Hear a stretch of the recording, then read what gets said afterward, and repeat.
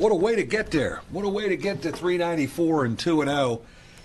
And, you know, what I told our team is, you know, I guess when I think back and think about the record-breaking game, I'll think about we lost Bonzie Colson the day before. We lost Matt Farrell halfway through the game. And our group just really responded. I couldn't have been prouder of a group given what happened in the last day with Bonds and really only having one practice to kind of talk about reinventing ourselves a little bit.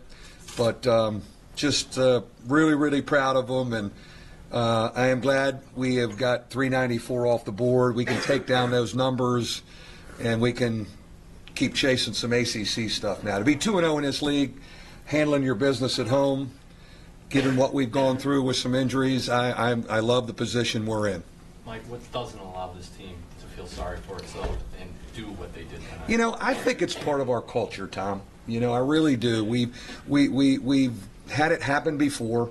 You know, the Abramitis, Herringody, McIlharney, Grant, Jaron. But I think it's really part of the culture of guys understanding. And, boy, we had some guys really deliver tonight. Certainly I'm thrilled for DJ Harvey. We don't win Maui without DJ, but we kind of lost him a little bit there and a little bit of a freshman funk. But we decided to start him, and, man, did he respond for us. Mike, what about the injury? What was the injury to? Matt's got an ankle, and I think he'll be very questionable for Saturday. I would hope that he'd be healthy to play Wednesday in Atlanta. So I think we have to go into that one. He just twisted it, but he's got some swelling, and it's one of those that I don't think is going to be ready for Saturday. And when did you find out about Bonzie? When well, did you think it occurred? Yeah, Bonzie, it happened Friday in practice. But, you know, there was no one around. There was no contact. He kind of dribbled out after a rebound and cut. And I watched the tape. He didn't pull up, but he had told Skip he just felt he strained something. Well, we come in the next morning for the shoot around. We iced it that night. Come in the morning for the shoot around. He's moving. He's fine, and takes a couple Motrin, and he goes 22 and 17. Little did we know it was on a broken foot. You know, Sunday, a lot of discomfort. And it was in the area, the trouble area, we said, well, let's rest it for 2 and see where we are Tuesday. Tuesday, no different, x-ray, and, you know, we got bad news. I really feel for I feel for him. I feel for college basketball. Bonzie Colson is the most popular player in college basketball, and maybe the best. Like, coaches love him. The media loves him. He's a great story. Like, college basketball lost a great story. And I'm hurting for him. 8 weeks is a long time. The one thing that I told him and his father, we will never rush this guy back. I'm very sensitive to his NBA auditions and being healthy and fresh for those.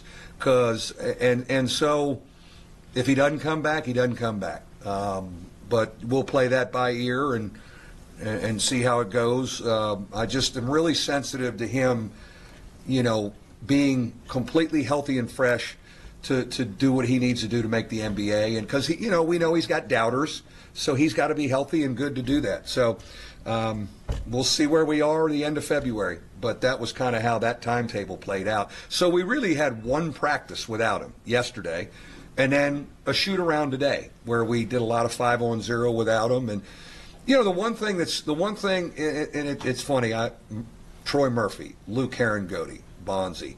When you have players of that caliber, a lot of times when the ball goes to them, the other 4 guys will watch and not move as much. And I think what we got tonight was, you know, we really emphasized move, don't hold it, move. And I thought our movement was really, really good. And, you know, that happens sometimes when such a gifted guy, you know, leaves the lineup. With injuries, Mike, we usually hear 2 to 4 weeks, 4 to 6 weeks. Is 8 weeks a minimum in this case? Yes. With this fifth metatarsal, very straightforward surgery, put the screw in the foot, very common. If he was playing on grass or turf, it'd probably be 6. You're playing on a hard surface, 8. Nothing before that.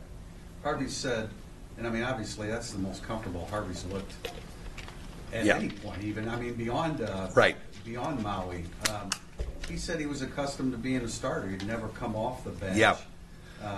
You know, obviously players have to adjust as they move to the next level, but what impact do you think that had on him struggling?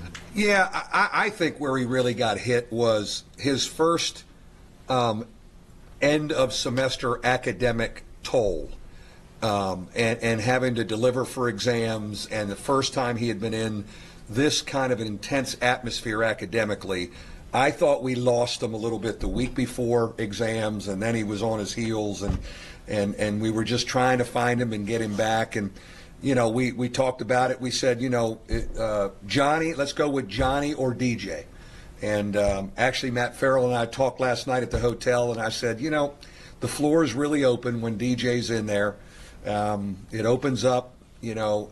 A four-man is trying to guard him, and you know, I thought he really responded well, and I sure hope this jumpstarts him because he's a gifted guy. He said he felt like he didn't have to look over his shoulder. Does he have a little bit more leeway now? Yeah, absolutely. I mean, there's no question about it. Again, you know, he was a starter since 9th grade, coming off the bench, helping us, new territory for him. But a lot of the times tonight, he was the second big. We were downshifted.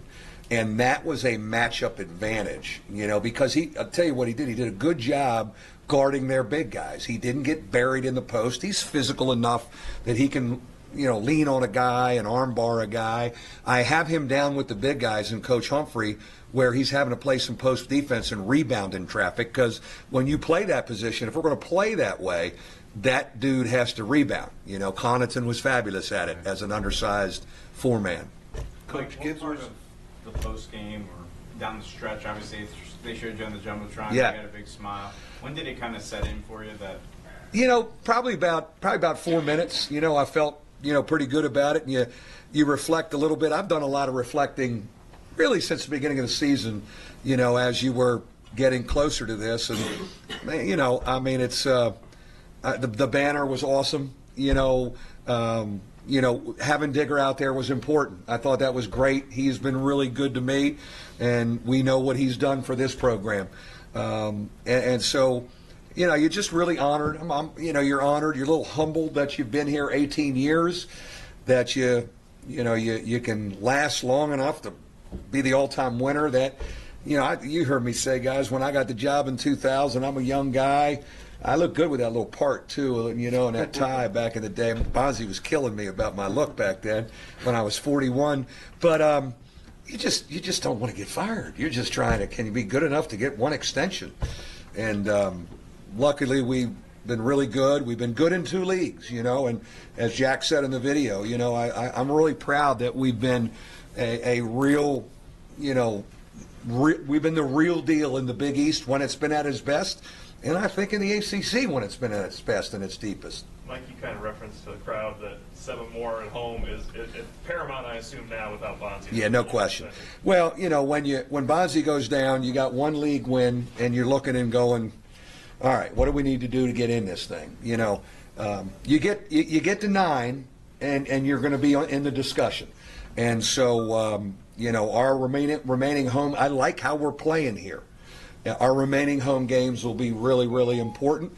But to look around the league and look, there's a lot of 1-1 teams, and to be 2-0 right now, given what we've been through on the injury front, man, I'm thrilled with that. Mike's not going to the Carrier Dome without Bonzi and probably without Matt. It's going to be it. We're going without both of them. That's what we'll be planning. I don't want to think about that, Anj, till about noon tomorrow. But it's a different dynamic. But I tell you what, that group is so confident and upbeat. You know, it was funny to watch. Okay, so Bonzi's been down a day, and we practice and we play that way. And then Matty goes, and then TJ Gibbs, you just see him and Rex go, okay, we got this. We're running this now. It was just really neat to see, and I think that's the culture of the program, you know. And Bonzi Colson's dad had a great line, and I used it with the team last night at the hotel. He said, Coach, remind the guys of Bonzi at Georgia Tech his freshman year. Zach August doesn't make the road trip. Bonzi gets a chance to play, and he establishes himself, and he said, tell them there's going to be some other guys that step forward. And I used that story and that quote from Bonzi's dad with our guys, and I thought we had a couple of guys kind of say, ooh, there's more for me. And, I thought Martin Gebbin on the backboard was fabulous. And DJ Harvey, obviously, we talked about it. I think, TJ Gibbs and Rex just kind of saying, we're running this thing. It was a little bit of next year's team playing a lot out there. Torres was fabulous. And Torres will be really important for us now. He's an unbelievable leader. He just moves us offensively. He's fabulous defensively. He knows our system and our culture. I told him last night, I said, you're going to be really important to us. And his playing time's been all over the board up until tonight, but he is going to be in there a lot now. You said you told Bonzi we're not going to rush you back, but is he going to? Well, I'll tell you one thing. He's going to be in the starting lineup senior night. And you know what? We may have to foul or call a timeout right after because he is going to be introduced in this building against Pittsburgh February 27th. Whether he can play or not, I don't even, I don't know if he'll be able to play. Would we be able to get him back in practice before the ACC tournament? That has been on my mind. I have not talked to him about that. So we'll see how we do, see where we're at, see where he's at, see how he feels. And but we got a long time till we get to that. I thought his leadership and voice was great tonight. He was really helping those guys on the bench, and he had great things to say at halftime. When you lost Heron Godey, you went to the burn offense. When you lost Torrin Francis, you went to the four-round one high post, both very effective. What kind of identity do you think you will have to adjust to or adapt to without Bonzi? Well, I liked how we were running and moving. It's the best start we got out to in this building in a while, The floor is spread when DJ is the second big and we're downshifted. And it really gives some driving areas. And when we get our hands on it, we can run and we really cause matchup problems. I loved how we ran. We want to get down the floor. If we don't have it, though, we've talked about just really being patient offensively and keep the ball moving. Don't stand and watch. Keep the ball moving. Somebody asked me about the burn, obviously. Everything's on the table as we move forward. All options are open over the next 2 months with this. But if you look at us as far as the Ken Palm tempo, we're about 250 or 260. It's not like in the half court we're shooting it quick. We're just getting some easy buckets off our defense and in transition. I loved our D tonight. We're getting our hands on stuff. We're getting deflections. We can get some easy buckets like that. It'll help us. I think I'm still figuring out our identity, Lou, offense. I'm still trying to figure out who's good with who tonight, and we were winging it a little bit tonight. We talked last game, I think it was, when you said you had this 5 starters into your office and talked to them about helping integrate the reserves, which they kind of did the hard way. But, yeah. Did it ever occur to you that just throwing them into the deep end and seeing if they would do it? Or Yeah. Just the way it. No, there's no question that occurred to me. But it's interesting how when we've had the guys that we've lost, guys, it's throw a guy in and they've delivered. And a lot of them haven't maybe been playing a lot of minutes before that. We really invested in that group. In hindsight, maybe they overly invested. I kicked myself a little bit, but we certainly are in it now. And a night like tonight can really help a lot of those guys that they really were part of it and playing. And some of, other than DJ, they've all been in our program a little bit, and they've got a feel for our system. Thank you, guys.